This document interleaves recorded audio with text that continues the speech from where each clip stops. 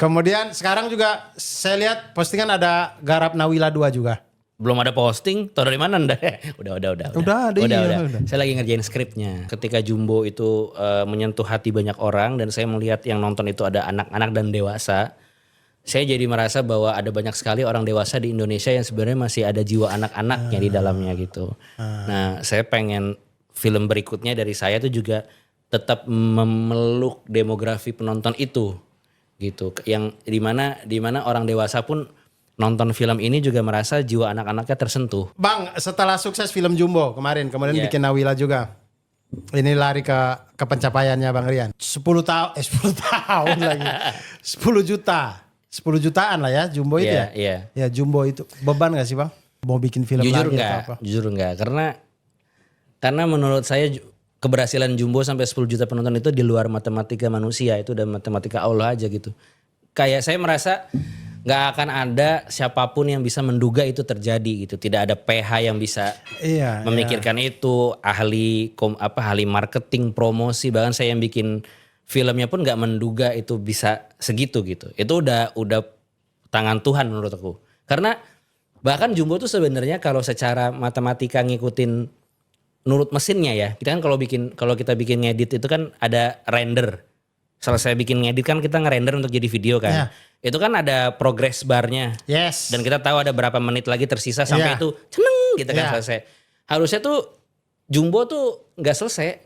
Nggak selesai maksudnya? Jadi di hari saya harus kan bikin film kan ada beberapa lapisan. Kita sebelum nyerahin ke bioskop kan kita harus kasih ke lembaga sensor, harus kasih ke pihak eksibitor, pihak bioskop untuk melihat secara produk teknis, bukan secara kreatif ya, secara produk teknis memenuhi kriteria nggak, sound, kualitas gambar, pixel dan segala macam kan.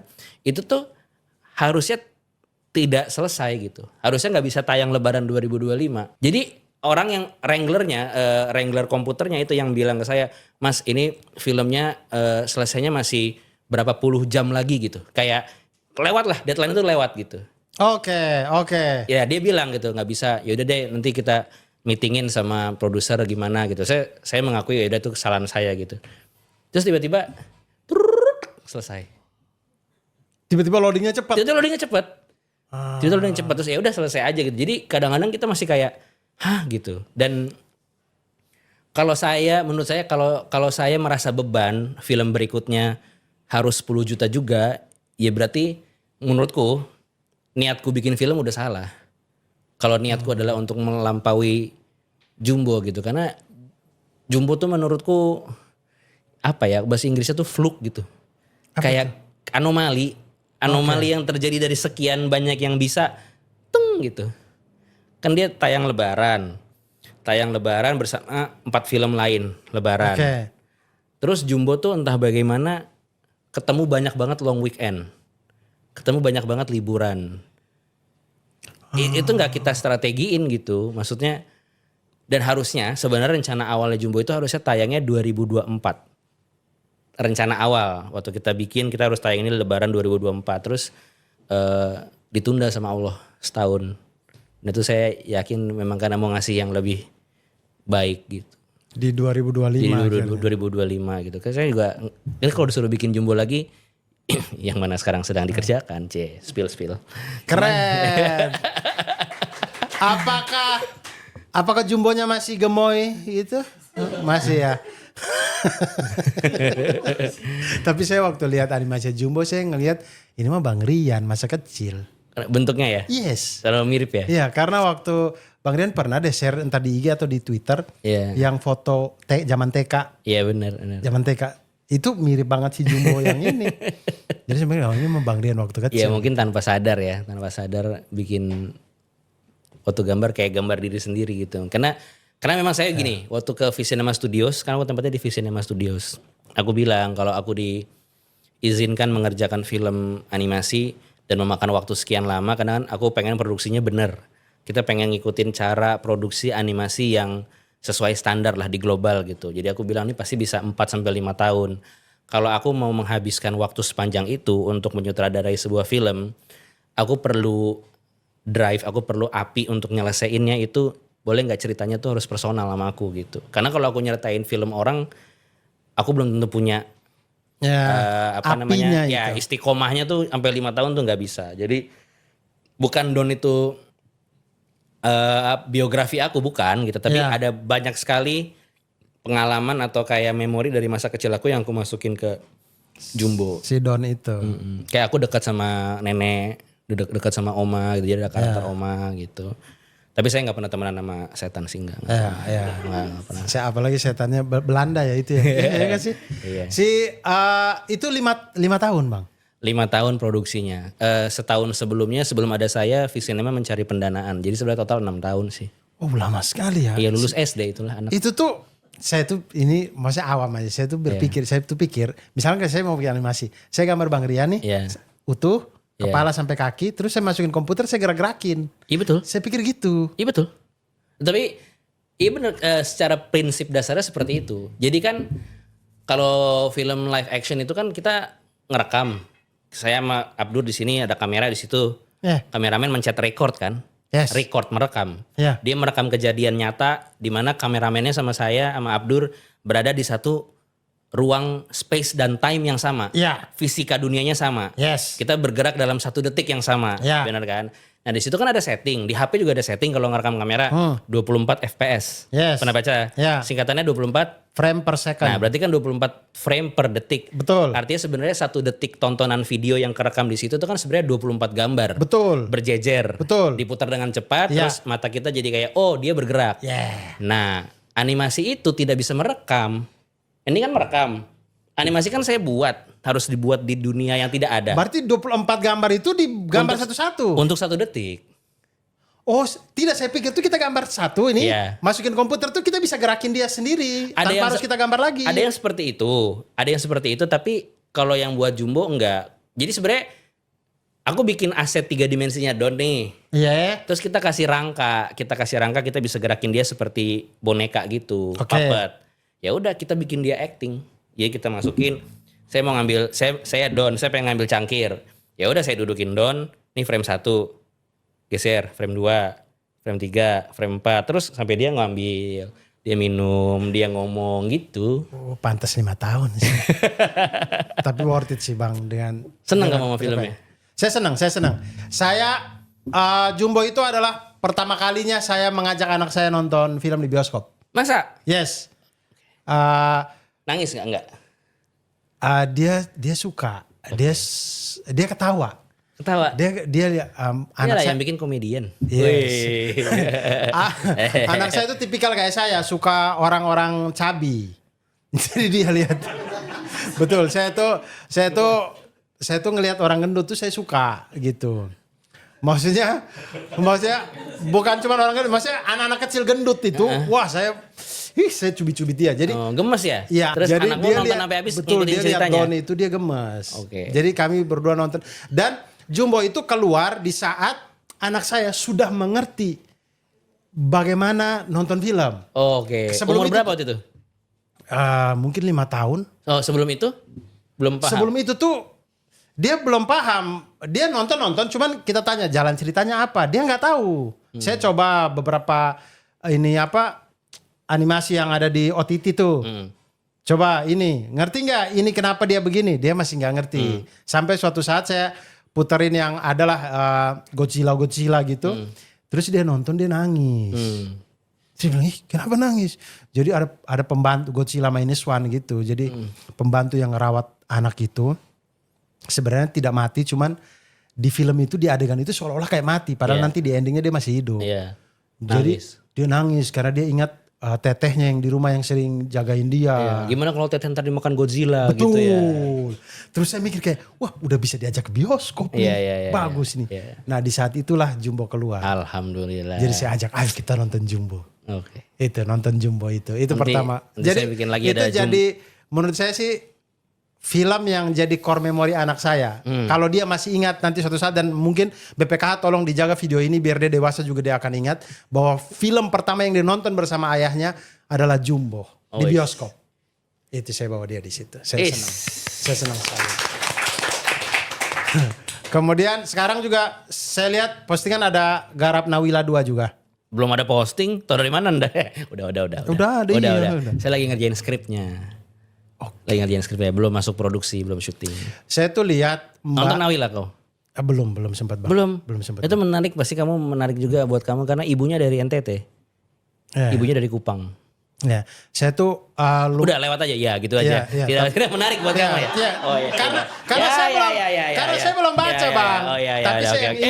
Tapi yang ingin saya ini tuh saya paham kalau itu kenapa dia dari NTT karena latar belakangnya Mbak Reda Gaudiamo kan. Betul. Mbak Reda itu lumayan lah dekat sama saya dan istri gitu karena kami waktu nikah beliau yang mengisi sama Mas Ari pada waktu itu. Oh, Ari Reda. Ya sampai Aco waktu datang ke nikahan saya kayak, "Dur, acara nikah lu kok seriosa semua ini."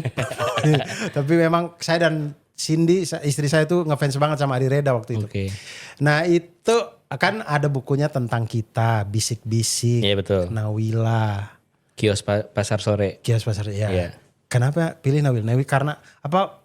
Bang Dian emang suka banget film anak-anak atau bagaimana? Karena justru saya baca novelnya duluan.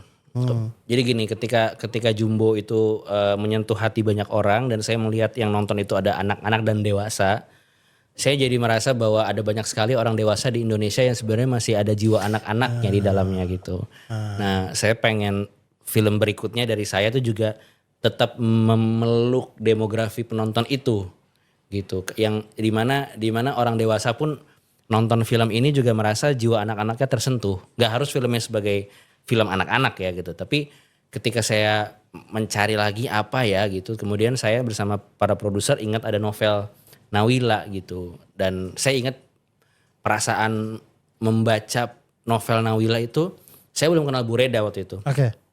Tapi begitu saya baca, itu cerita dibawakan dari sudut pandang anak umur 6 tahun dengan point of view orang pertama. Jadi saya mendengar isi kepalanya Nawila. Saya dan ketika saya baca saya merasa siapapun yang menulis buku ini paham betul cara anak berpikir gitu. Karena saya waktu kecil banyak sekali pikiran saya tuh mirip kayak pikirannya Nawila. Tapi ditepis sama orang dewasa. Dan gak didengerin atau kayak ya kamu hanya berhayal aja itu atau dianggap remeh lah gitu. Padahal perasaan-perasaan kita waktu kecil itu kan nyata sebenarnya. Dan anak-anak itu tuh sebenarnya bukan lebih bodoh dari orang dewasa, hanya dia pengalamannya memang belum lebih banyak kan. Tapi dimensi pertumbuhan emosional itu sama dengan orang dewasa gitu. Dan aku merasa banyak sekali media atau karya di Indonesia yang karakter utamanya itu anak-anak, itu ini pendapatku pribadi ya, terlalu hitam putih. Oh ini anak terpuji seperti ini, anak yang bandel seperti ini. Kalau begini berarti kamu anak baik, kalau begini kamu pasti anak yang tidak baik gitu.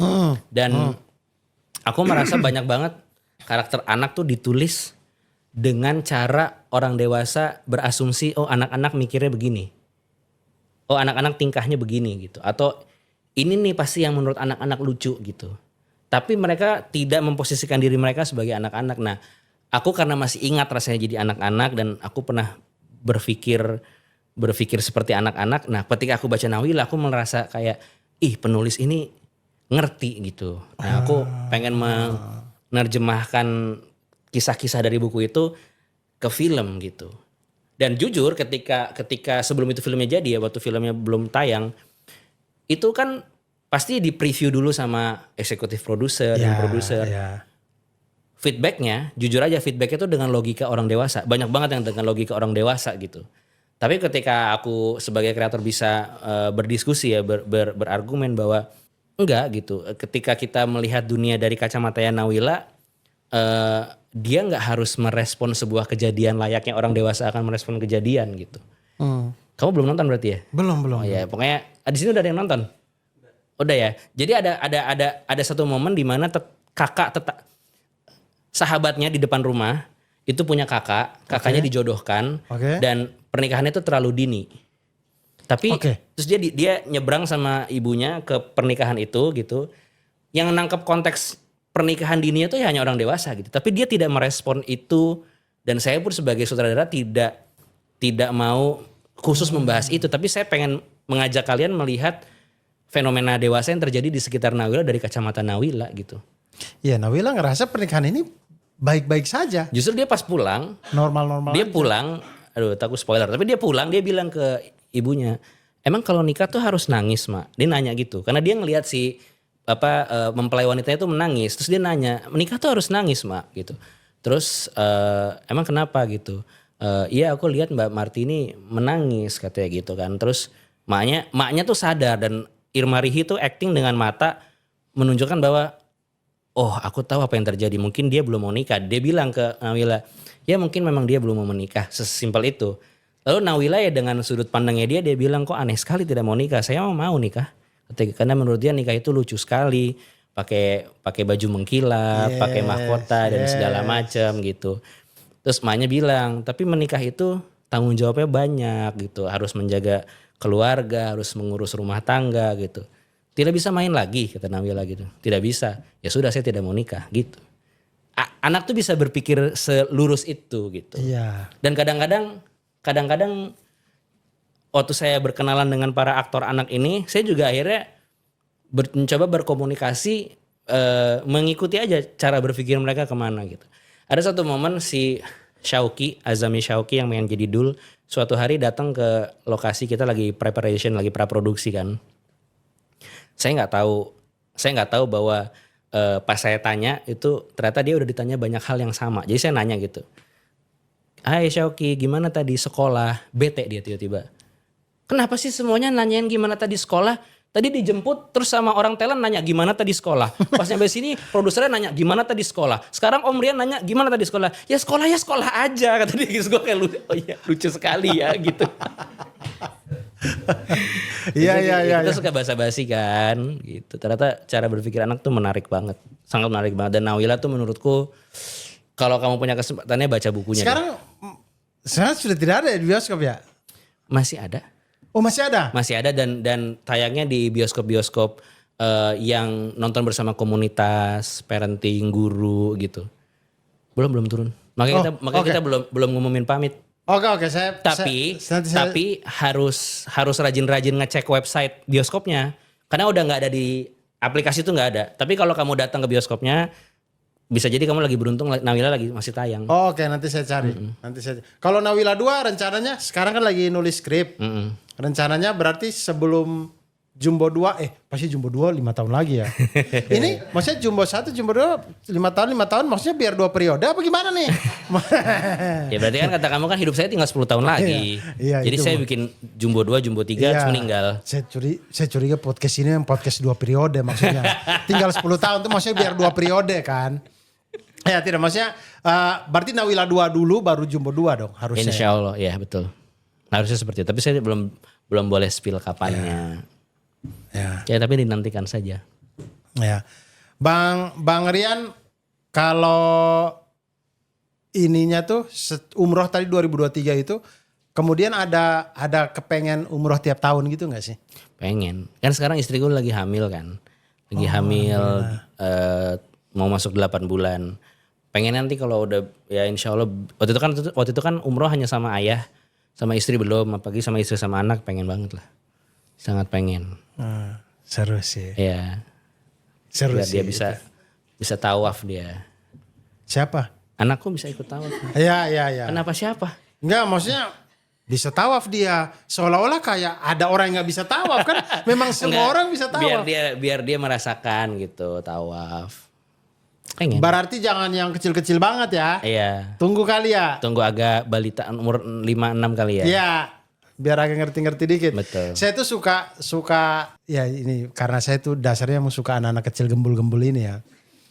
Jadi ya saya gampang sekali gemes. Gemes ya?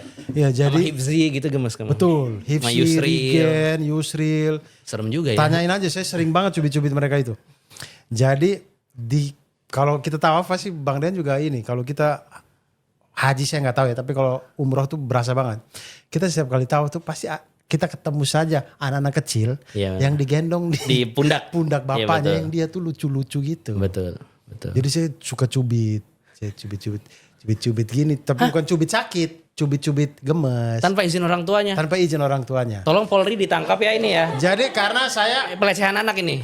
Saya berpikir bahwa itu semua di situ muslim ya. Iya. Maksudnya kalau tiba-tiba saya ketemu itu di Grand Indonesia, semua saya cubit-cubit pasti takutnya kan orang itu di situ kan itu heterogen ya. Saya Iya, takutnya betul, saya betul. dituduhnya pelecehan. Iya. Tapi kalau di Ka'bah ini semua orang juga tahu ini kita, jadi saya kadang saya tuh dikasih biskuit sama dia. Oh, iya, gemes Jadi dia banget. tuh lagi ini sambil makan biskuit gitu. Iya. Terus saya dikasih biskuit sama si anak-anak kecil itu. Iya. Ada yang lagi di ini tarik sama ibunya. Yang pakai gitu. tali itu ya. Betul, Iya, itu juga saya juga pegang-pegang dia. Jadi saya lumayan suka ketemu anak kecil di tawaf-tawaf umroh. Kamu udah berapa kali berarti nemenin orang umroh?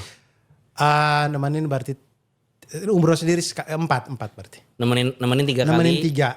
Sendiri sekali? Sendiri sekali ya. Gitu Bang. Itu temenin saya lah.